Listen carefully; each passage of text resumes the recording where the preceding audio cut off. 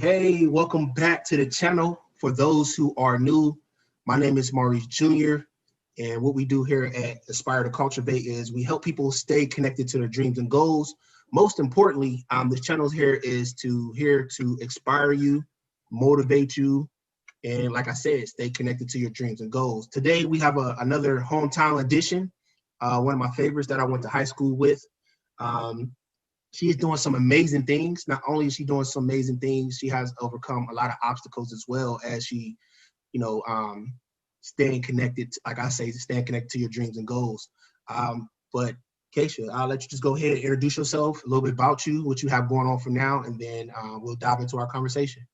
All right. Well, thank you, Maurice, for having me on. I'm super appreciative. I'm usually doing interviews, but somebody interviewing me is different. Mm-hmm. So my name is Kayshia Washington. Born and raised in Youngstown, Ohio. In 2016, I actually moved and took that leap of faith to San Diego, California. What? And I chasing the dream of working in radio. And came back in September 2019 before the whole pandemic hit. So God is good, I'm telling you. I went to YSU, graduated with my associate's and bachelor's degree. Went to Cleveland to Ohio Center for Broadcasting to get my radio and TV broadcasting diploma. Got my master's degree in PR, and now just own my own internet radio station called Millennium Internet Radio that plays favorite early 2000s hip hop, R&B, pop, and gospel between the years of 2000 to 2010. Absolutely. Very thorough introduction. I kind of want to dive into what you just stated there. You said, hey, Maurice, I went to San Diego.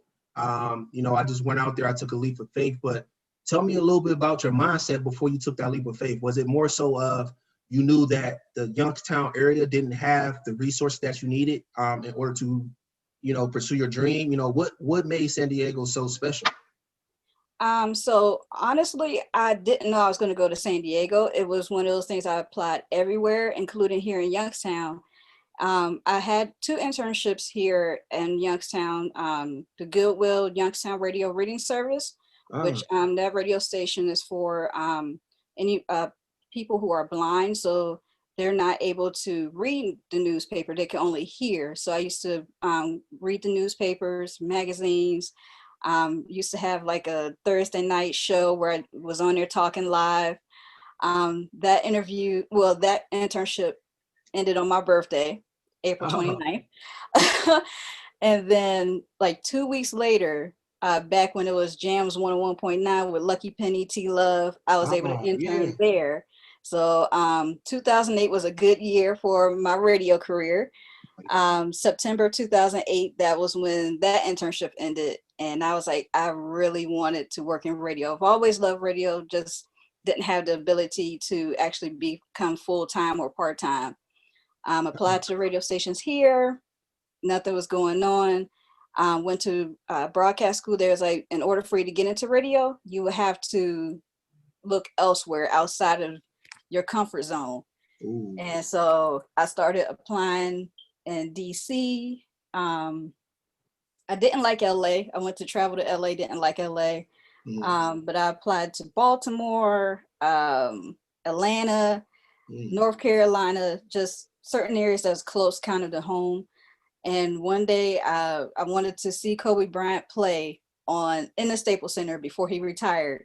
And I took a trip out to San Diego to visit my cousin who's in the military and to see Kobe Bryant play. Came out of that airport and I fell in love with San Diego. Nice. And that was when I was like, I'm going to apply to every radio station out here. And went to Maryland, came back and got a call from San Diego State, and like they wanted me to come in for an interview. Wow, nice. Something that stood out there was internships. Internships, I know that's mission critical as you matriculate through college, and a lot of people don't know that internships and co-ops are, it's something that goes with your degree as you graduate. That way you're more marketable. What made you, when you decided to go to college, you said, hey, I'm going to go to college and I'm going to major in, what was it? Was it public relations or something of that nature? So what made you major in public relations, or what what cultivated that lane for you initially?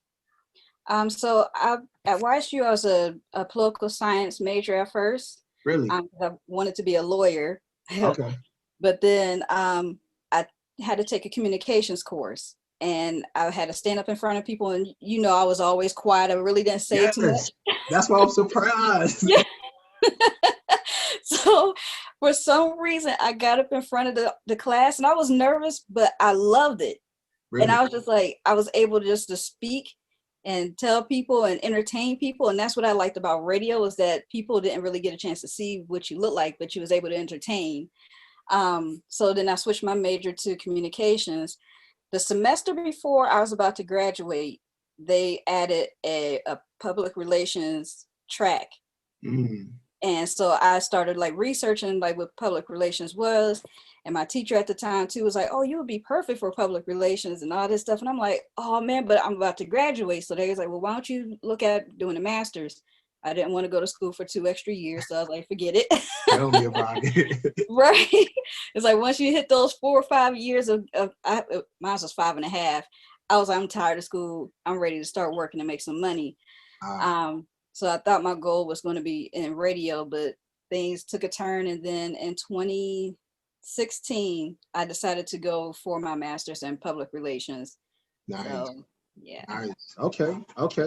So that communication course, it gave you some experience. It gave you some exposure to things that you probably wouldn't have even, adventured into yourself. Like I said, just knowing you and your personality, you're very shy, very reserved, but you were very articulate. Anybody knew, like, if you want to work on a project, you definitely want to pick KW, man. You definitely want to pick her, man, because she is a very, very hardworking lady. Internships. At what point in as you matriculated through college and building your relations and your networks, who pulled you to the side and said, hey, I want you to focus on internships? Or was it something that, like you said, you were doing your research and you was like, oh, I know this is mission critical for my success in the future? Tell me a little bit about that experience. So that is actually really funny how this came about, because I was actually, they didn't tell me I needed an internship at the time, because I was still doing like some of my key courses in my major. Yes. So that, so I think I did the internship faster than they probably wanted me to look into it. But my mom was going to Youngstown State at the same time I was going. And she was taking like night classes. I was taking morning classes, and she reached out to me and was like, hey, on the pole over here, there's a sign for internships, and there's one that says radio. I was like, take a picture of it and send it to me. So she took a picture of it, she sent it to me, and I reached out to the guys, and pretty much right away, January of 2008, that was my first experience being an intern. And then after that, I knew Lucky Penny, which we all knew Lucky Penny back in the day. Mm-hmm. And I used to talk to him about how I wanted to be in radio. And so he would listen, but he was like, oh, well, we don't have anything at the moment. And then turn around, found out like he put together an internship program for 101.9 Jams and got myself and a few other people that he knew in the city to intern. And that's ironic. Your story, I'm not sure if you, well, you probably know Charlamagne the God. However, I'm not sure if you ever read his book. I can't think of the first one. I can't think of the name, but when I read his book, he actually had the same experience. And it was something where he was working as an internship, and then that individual ended up calling off that night. So they told him, don't go on the radio, don't speak anything of that nature, but go ahead and just play, the songs and different things of that nature. However, the story wrong.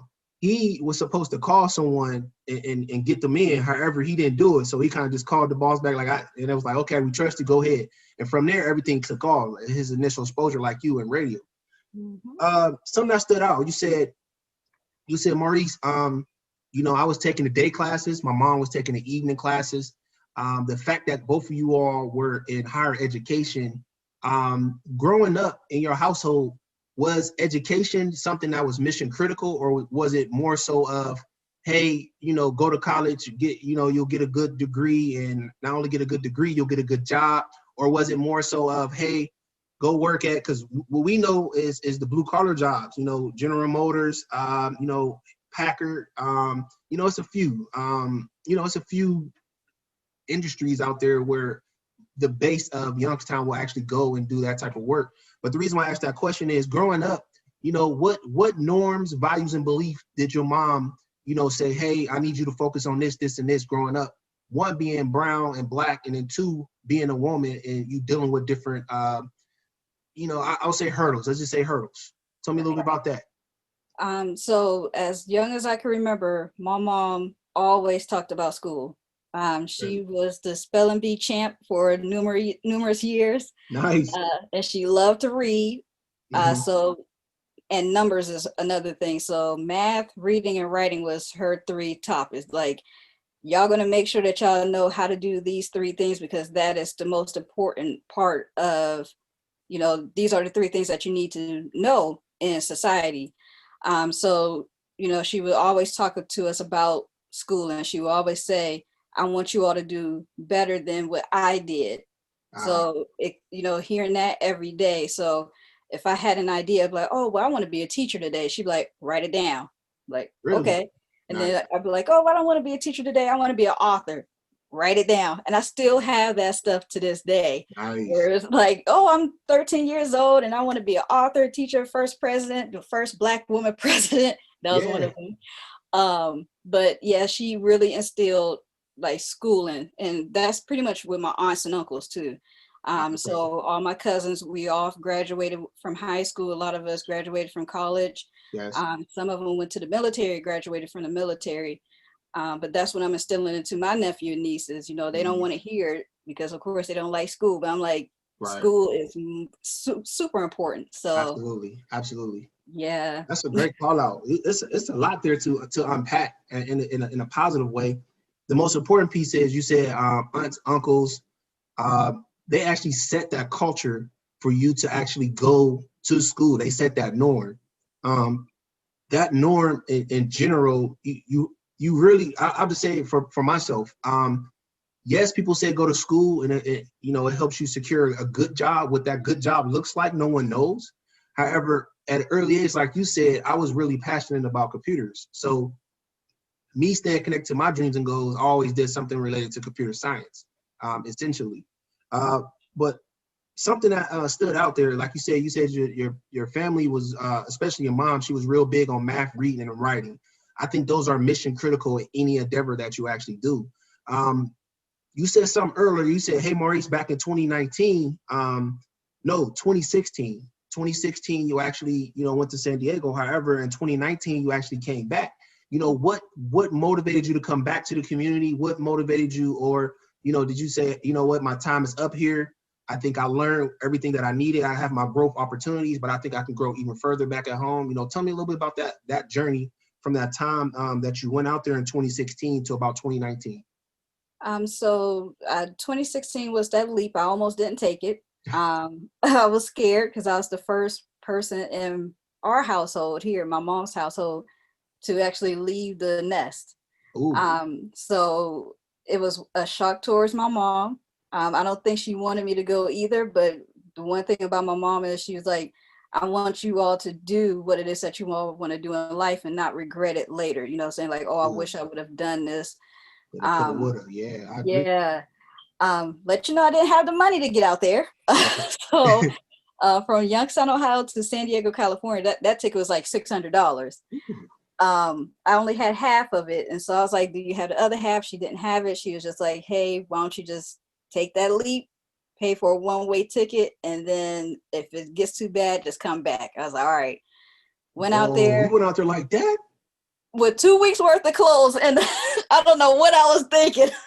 Wow. Yeah, just one suitcase, a duffel bag, and my car was here.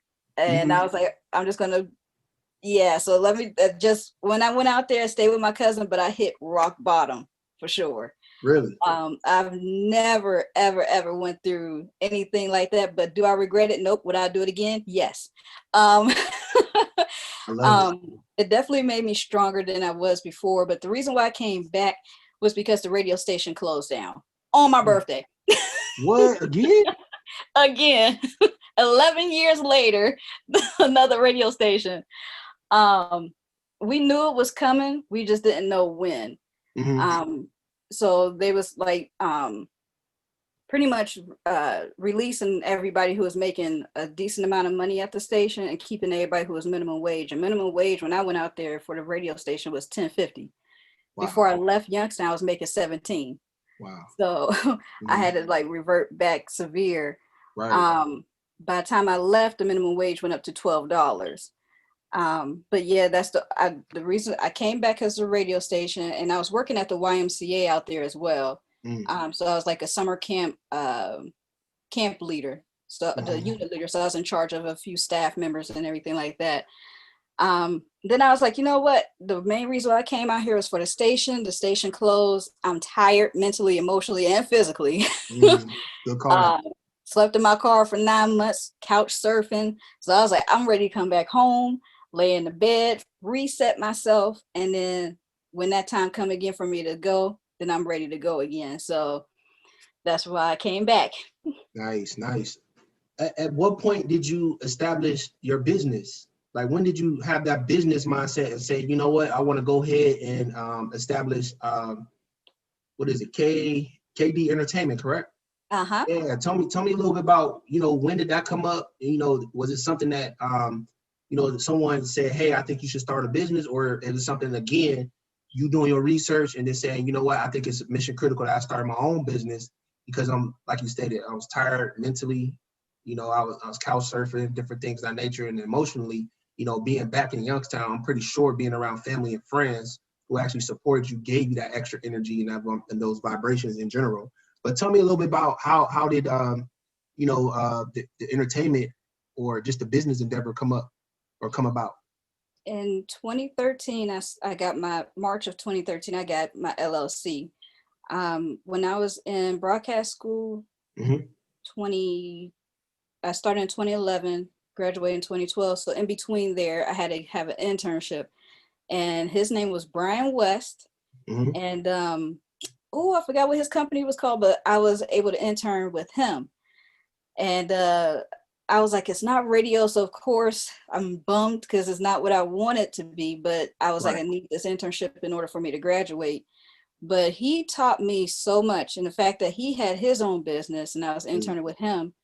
At the time I was a mobile DJ. So I was going around to different parties and DJing and all of this stuff. And he found out that I DJ. So he was like, can you DJ my open mic nights? And I was like, sure. So he liked the way I DJ'd, and he was like, I think you should start your own DJ business. You need to get an LLC. And I was like, what is that? So he was the one who taught me what that was. I didn't want it to be a DJ business because I knew I wasn't going to be DJing forever. Yes. So I just sat back and I was just like, what is it that I'm trying to do? And at the time I was doing the same thing. I was interviewing people in the community here. And I was like, it needs to be something that's going to be a wide range of stuff. And yeah, I was just like, KD, my first name is Kayshia, middle name is Denise. And I was like, KD, and I was like, entertainment. I was like, there we go. So I love it.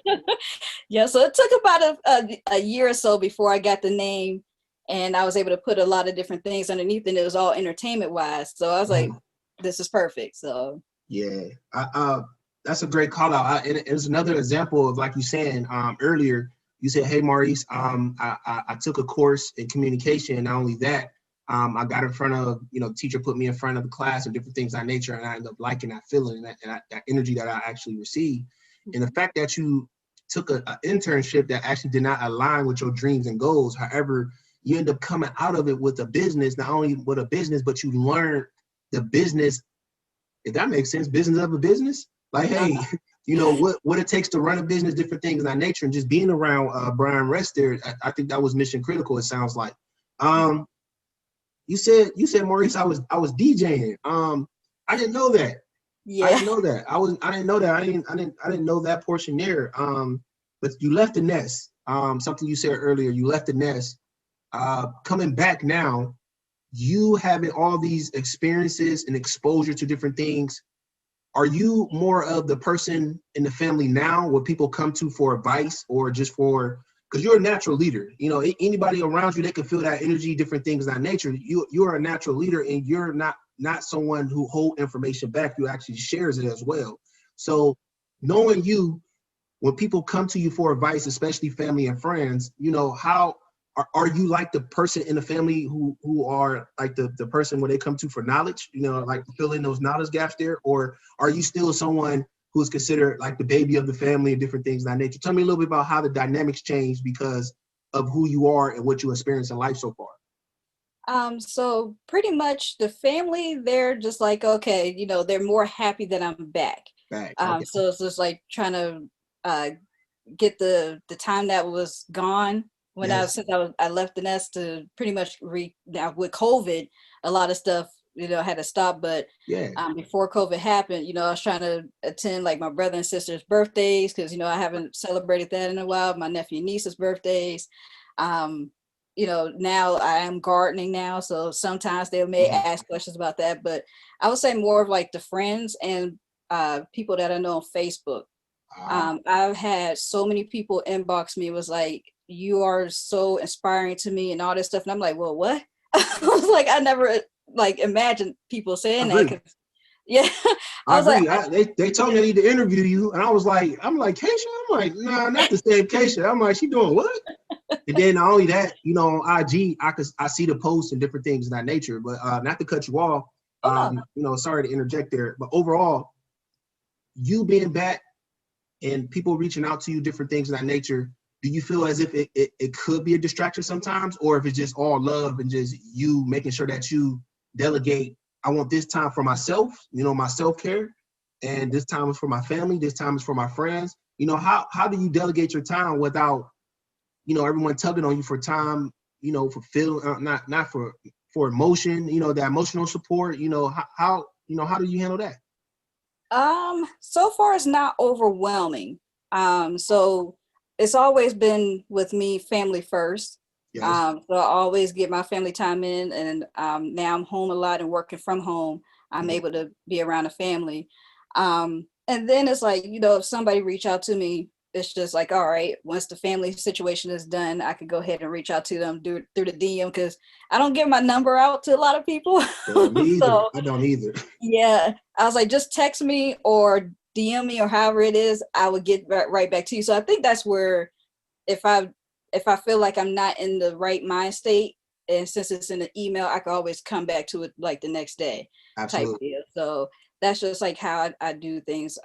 But if I have the time and I'm free and all this stuff, and somebody send me email, all right, I'm coming. Like, Nice, nice. And you said, hey Maurice, I'm working remote now. How has the pandemic impacted the radio station, Millennium Radio? How has it impacted, if any?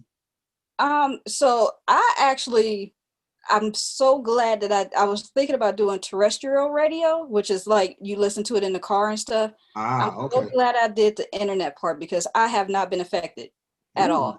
nice. The fact that I get to work from home is Mhm. even better because it's like, okay, I do my job, but then on the other screen, there's Millennial Radio, so I'm listening to it. And Yes, if something happens, I'm like, oh, that's not supposed to be right. I could change that up and still do my job. yes. So Love that it. hasn't done anything bad. I will say I have a few people who advertise on my station. I have a few Really. people from Chicago who Mhm. advertise, and then a few people from Youngstown. So through this Black Lives Matter, you know, all the Yes. stuff that happened during the summer, um, everybody was like, you know what, we're going to support Black businesses. And a lot of people reached out, was like, hey, you're a Black business owner. We would like to advertise. So it gave me enough time to actually sit down and do the vocals for these commercials and research and Really. these commercials up. Nice, nice. I love it, man. I actually had something that came to mind when you were speaking, and it's just so much that I put a note that investment in self yields the highest return. Like, I love how you just constantly just keep reinvesting in yourself, and not only that, it's bringing up different opportunities. Um, two more questions. Two Mhm. questions just came to mind. Two more questions. The first one is value. What does value mean to you? You know, what does value mean to you? It could be as it relates to your career. It could be as it relates to relationships or networking. It can be as it relates to family. Overall, what does value mean to you? Um, Value. That's a good question. Haven't even been asked that one. So while you're thinking, I'll give you an example. So for me, I want to make sure that even though, I'm taking some time here and interviewing you and you giving me your time, because you can't get that back there, I certainly appreciate it. I want to make sure after this, I'm bringing some type of value to you. You know what I mean? So I don't want to make it seem like it's just a one-way street here. So in the future, I want to make sure that I am bringing some type of value to you. So that's how I view value as it relates to my relationships. And not only that, as it relates to my network as well. I just want to make sure I'm just giving off good energy, and I'm making sure that I am just giving off good vibrations, just always, someone, hey, Maurice, I'm having this thing. Have you thought about this? Or, hey, Maurice, or, hey, KW, I need to ask you a question around marketing, or what are you doing here? So that type of value that I make sure that I'm bringing here, so that the relationship is, I don't want to say it's a competition, but I don't like when people outdo me. Like, hey, here's a gift. Like, oh, so we're doing gifts now. Oh, let me get a better gift. So it's just one of those things where I'm constantly giving, not in a bad way, but the reason why I ask you that is because you bring so much value to individuals, I'm pretty sure, in your network. But I want to know, as you thought about it, what does value mean to you? Well, for me, I'm a giver. So Yeah. for me, I give, Mm-hmm. wherever it is, if it's knowledge, now that I'm getting myself back to financial stability from what was going on, I'm able to give monetarily to certain people. Yeah. But when you said value, I was thinking of time. Like, I just try to get as much time in with everybody that is a piece of me. Yeah. And then, like, for people who want to be a part of what it is that I'm doing, I want to be able to give them time and value as well. But like, hey, let me go ahead and if you want an internship with Millennium and Radio, I'll give you that. So I value just everybody that's around me and supporting me. Absolutely. But also I want to give that time and to everybody. Absolutely. That's why I asked that question earlier. How do you differentiate how you need to divvy out your energy, when it comes to different relationships and different things of that nature? Man, I love that fact. You touched on it earlier, and it came to me that it takes a village. It really takes a village to, one, raise a child, as they will always say. But when you get older, you make sure that you're giving back. I love that. You're making sure that you're giving back, and you making sure that other people know about the different opportunities that exist, as it relates to, one, their own career, and then two, making sure that people stay connected to their dreams and goals, which I think is mission critical. So that's why I'm glad about that you mentioned that. I wrote a note here, and you have been very successful, very successful. Like I said, a lot of individuals reaching out to me say, you need to get KW on there. I want to ask you this. What has been your biggest success? In your eyes, what has been your biggest success? My biggest success, and it's funny that you asked that question, because we talk about success all the time on how it was back when we were growing up, what success was compared to now. Yeah. And my biggest success was conquering and being able to see that I was able to accomplish that 3-year goal in San Diego. I didn't think that I would make it. I thought I was going to come back home earlier than what it was. But it's like, once I start something, I have to finish it. And then also I had a passion for it. And it's like, you hear people all the time say, if you love what you do, it don't feel like work. Mm-hmm. And I loved working in radio. So no matter what was going on in my life at that time, I was still working through it, finding a way to make sure that people didn't know. Although my boss, he did know. Shout out to John Browner and to Elaine. Elaine, you long. Mm-hmm. Them two biggest support systems, and then also Marissa, Kayla, and Megan as well. So nice. San Diego crew. Nice. I love it. Shout out to that San Diego crew there. You gotta say it, and I didn't want to cut you off there. I didn't want to interject there. You gotta say it for the people in the back about staying connected, to their dreams and goals. But say the quote one more time as it relates to your passion. Stay on it. It don't even feel like work.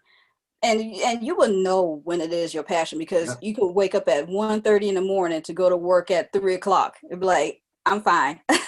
Exactly. But just keep pushing through that passion is I'm telling you, it's so well worth it at the end of the day. So Absolutely, absolutely.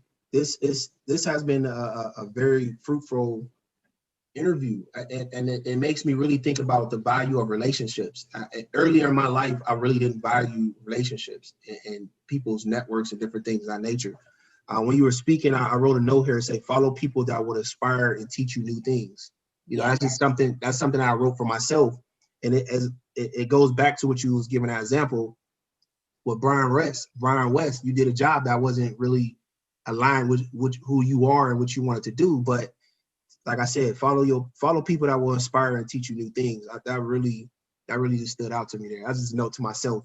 But look, I know people want to reach out to you, and you're not going to give out your personal number. And not only that, you don't really want to give out your business number as well as it relates to non-business, calls, different things of that nature.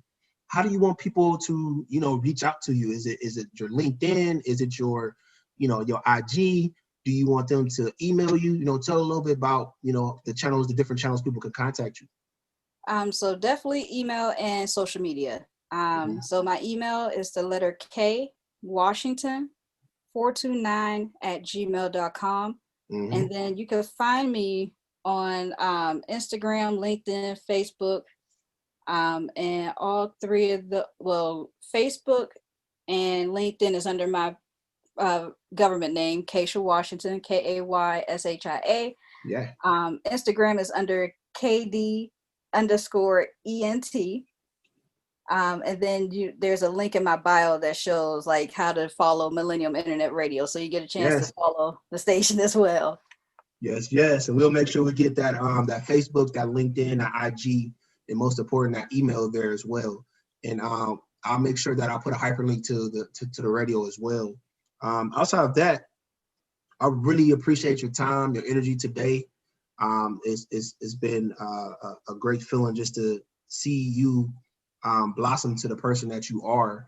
And not only that, I appreciate you even sharing your story. And I'm pretty sure it will inspire someone to stay connected to their dreams and goals, which is the mission here for Aspire to Cultivate. Any last second, things you want to throw out there, anything of that nature? I will say this. Network. Especially with there were so many people that I networked with that, like, we was mentioning before, that I didn't know, and somebody told me just recently, God aligns you with people, and you never know what those people, how they are connected to your life, but then you figure it out later on. Yes. And even through my high points, I was connected with great people, and even at my lowest points, I was connected to people. And you get a chance to see life in two different worlds. Yes. But just keep going forward, network, be kind to everybody. And yes, let's be successful together. Absolutely. It's just a lot. It's room for everyone. It's room for everyone out here in any industry as well. If like I said, if you are on the fence about anything regarding this interview, I'll get those avenues where you can reach out to KW, and then from there, I'm pretty sure she's going to be very receptive to any open questions as well. But hey, I really appreciate your time. Stay safe, stay healthy, and certainly appreciate your time today. Will do. And thank you so much for having me. Hey, no problem. I appreciate you. Bye for now. All right.